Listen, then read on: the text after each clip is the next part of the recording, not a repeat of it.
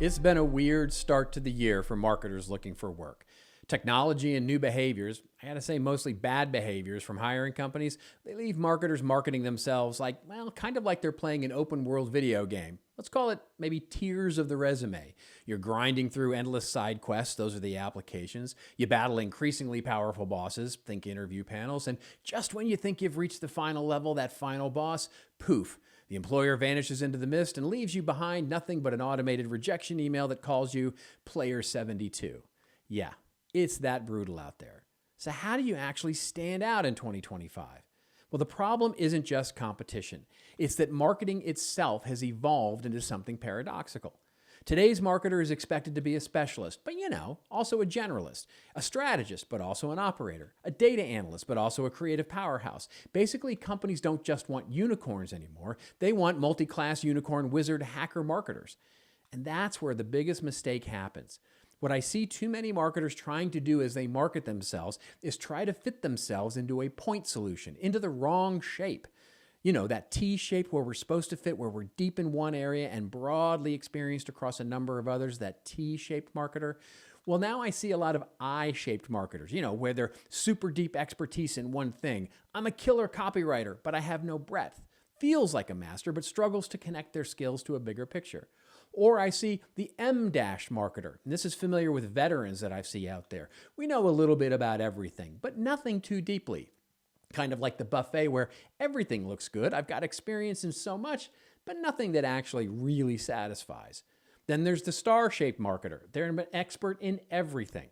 Social media, check. SEO, got it. Brand, you bet. Video, I'm Steven Spielberg. AI, I've done it all, or so they say. Spoiler alert, hiring managers are seeing right through this. Meanwhile, AI is creeping into the industry today and adding a whole new layer of confusion. We keep hearing, AI won't take your job, but somebody using AI will. So people are panicking. Marketers are racing to get good at AI and stack more certifications onto their resume. They don't even know, though, what does getting good at AI even mean? Here's the truth. Getting good at AI without knowing whether it actually makes you better at your job is kind of pointless. Here's a quick tip. You want to get good at AI? Get good at the thing that you want AI to help you get good at, and you'll be good at AI. So how do you market yourself in this madness?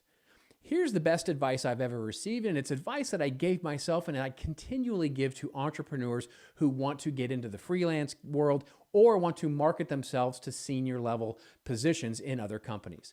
Market where you're going, not where you are. Let me tell you a story about that. When I first started freelancing, I took on anything I could get. SEO gigs, email copy, website design, whatever paid the bills. I had rent to pay.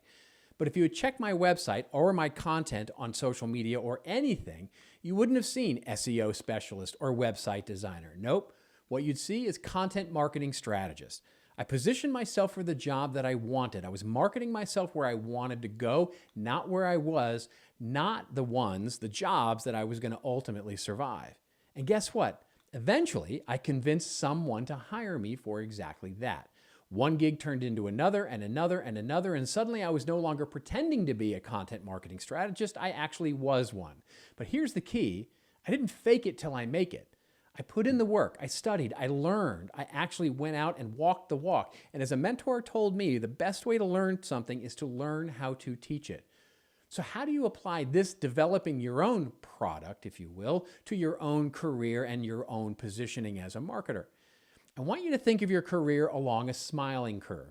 So this is an old school model that shows typically in industry where value is created. And typically what we see, the biggest perceived value is at the beginning, things like strategy, research, branding. And at the end, marketing, sales, customer experience. The middle, production, manufacturing, execution. This is often where jobs become commoditized and replaceable. When agencies, for example, when they compete on execution alone, like making content, they struggle to move up that value chain to become a more strategic advisor to their companies that they work for. The same applies to your career as a marketer. Here's a career version of that smiling curve that I've been working on lately. And if you position yourself today at the bottom of this curve, purely as a content creator, purely as a social media manager, purely as an SEO specialist, that I shape, it's much harder to climb up to strategy level roles. You can, however, move down much easier. Here's the move to make. If you're a copywriter who wants to be seen as a creative strategist and position yourself that way, start weaving that strategy into your content and your work. Talk about campaign management, thought leadership, creative direction. Show how your writing isn't just words, it's positioning. If you're in performance marketing, but you want to level up, connect the dots between data, brand storytelling, measurement. Show how you bridge creativity and analytics to drive business impact. The key, you're not just listing skills like a laundry list. Show how they integrate. You are not a point solution. You are an integrated solution. Companies don't just want a people with a mix of abilities to choose from, like a menu. They want people who can stitch all that and weave that together to understand how those abilities work together for a bigger picture. Let me say it another way. Today, it's not shaping yourself like a T or an I or a W or a star. It's about weaving yourself together and your experience and your desires to flex into different letters as you position yourself for different roles and different ways of moving into the future. You're not a letter. You're the whole damn alphabet.